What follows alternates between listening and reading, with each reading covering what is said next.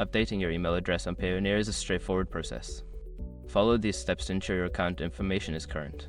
Step 1. Log into your Payoneer account. Visit the Payoneer website and log in using your existing credentials. Make sure you have access to your current email for verification purposes. Step 2. Navigate to Account Settings. Once logged in, locate the Settings option in the main menu.